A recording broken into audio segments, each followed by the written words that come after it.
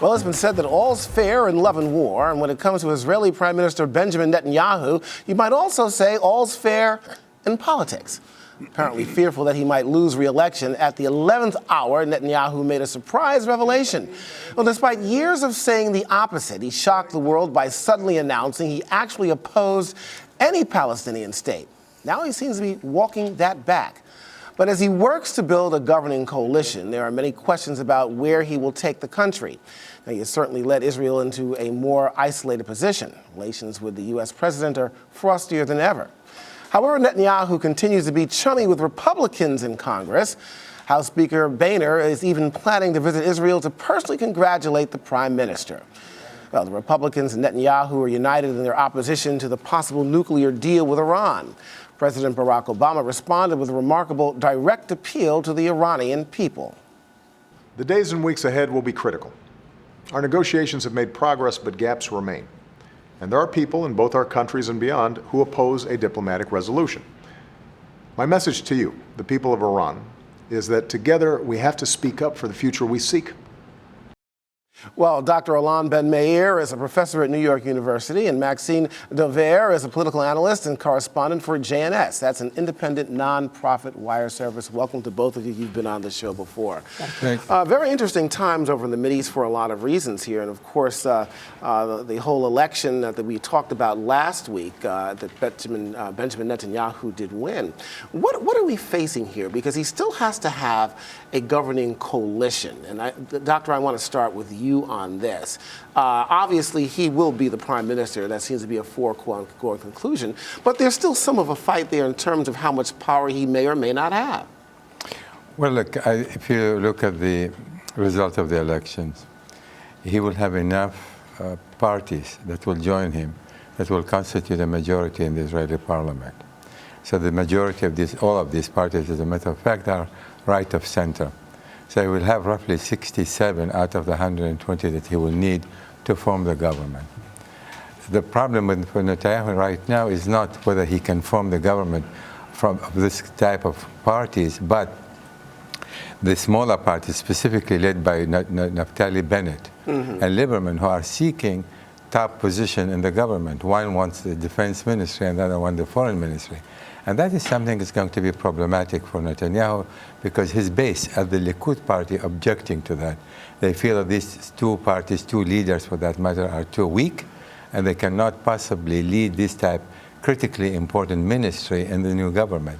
And that is where it's going to have some problem to put the government together. Okay, there'll be some jockeying for position here, no less. We have something else, Maxine, into the mix here, this thing called the Joint List. These are Arab Israelis that live obviously in Israel, and they've basically come together now with this joint list, this joint coalition, and perhaps they also have some say, some power now, and I think a seat or two perhaps added in the Knesset. Well, that's true, and what they did was provide a protective mechanism to make sure that they were not eliminated by not having at least an amount of 136,000 approximately votes. By coming together and forming a single unit, the Joint List, they guaranteed that their parties would be represented in the Knesset. That Joint List came out to be the third largest group in the election. I want to read something to both of you, and I want your response to this. It's a quote by somebody that might be quite surprising, but I want to read it. It says, "It is my responsibility to see that our policy in Israel fits in with our policy throughout the world. Second, it is my desire to help build in Palestine a strong, prosperous, free, and independent democratic state. It must be large enough, free enough, and strong enough to make its people self-supporting and secure." That was President Harry Truman back in 1948.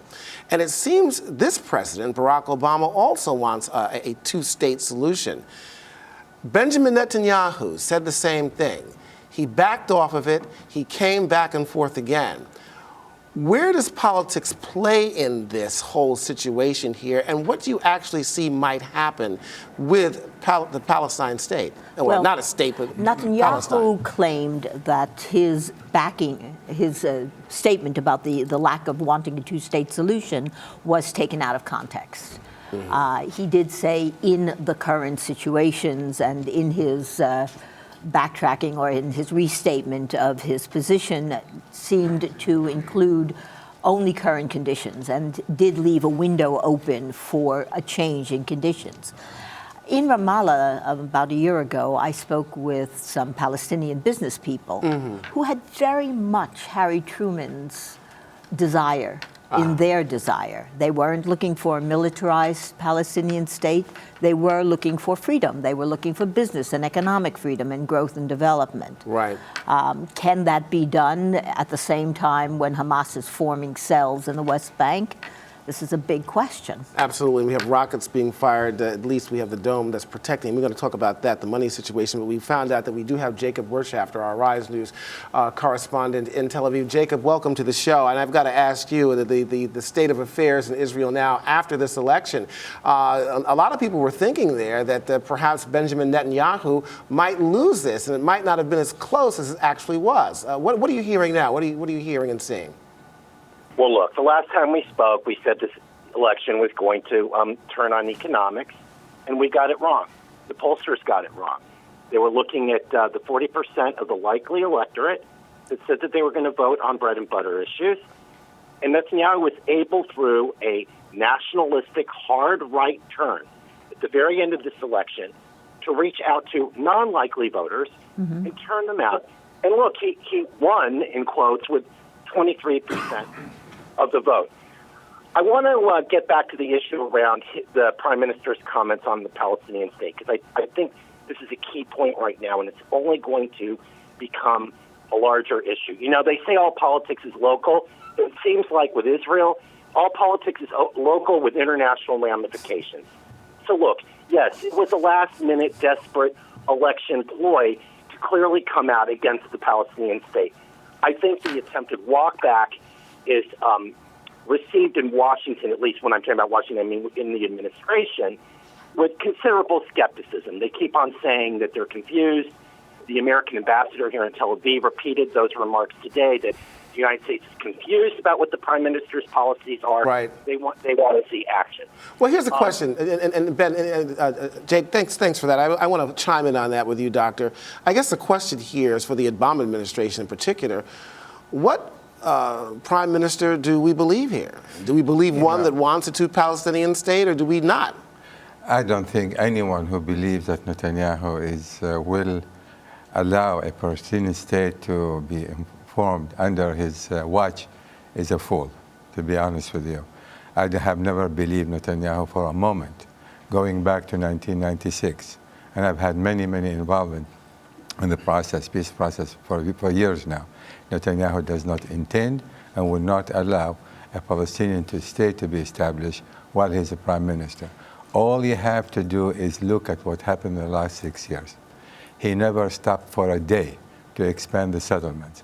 He never stopped for a day to continue the kind of occupation that does not allow the Palestinian for any kind of self-rule. So what I'm saying to you is that when you see this type of policy being implemented day in and day out, taking away land from the Palestinian on which they're supposed to build a Palestinian state, so you have to it's very clear to us, he doesn't intend to, and he's not going to allow that to happen. All right, I want to move on to something else here because we have only a little bit of time left here. And of course, the talks going on between the P5+1 nations regarding Iran's nuclear capability or lack thereof.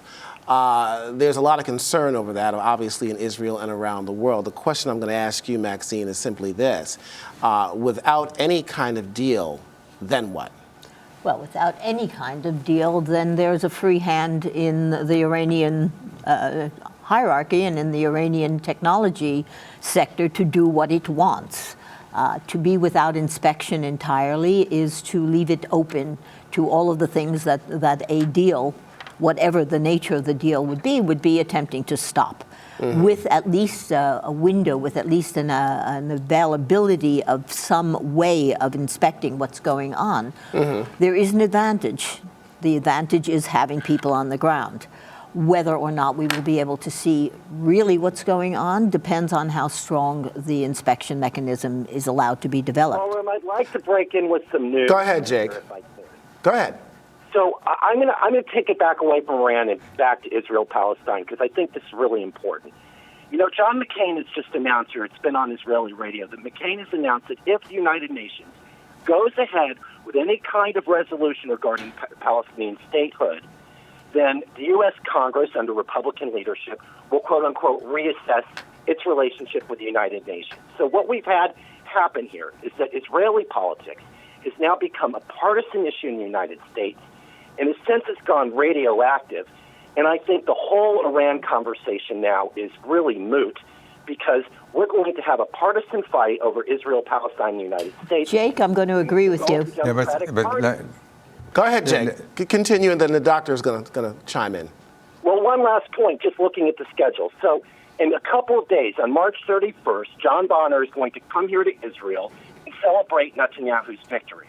It's really interesting because the next day, Arab Israelis and Jewish Israelis who are siding with them alongside the racist campaign that was run here are going to stage a protest in front of the Knesset demanding that Benjamin Netanyahu apologize for his whistle call over the mobilization of the Israeli Arab vote. It's only going to get more interesting, and it's only going to be more of a binational situation involving both Israeli and American politics. Right, and Jake, and you add into that whole mix here the relationship now, or the lack of a relationship between Benjamin Netanyahu and this president, who the prime minister might outlast him in terms of time, but you still have one hot mess. Well, look, there's a fundamental issue here.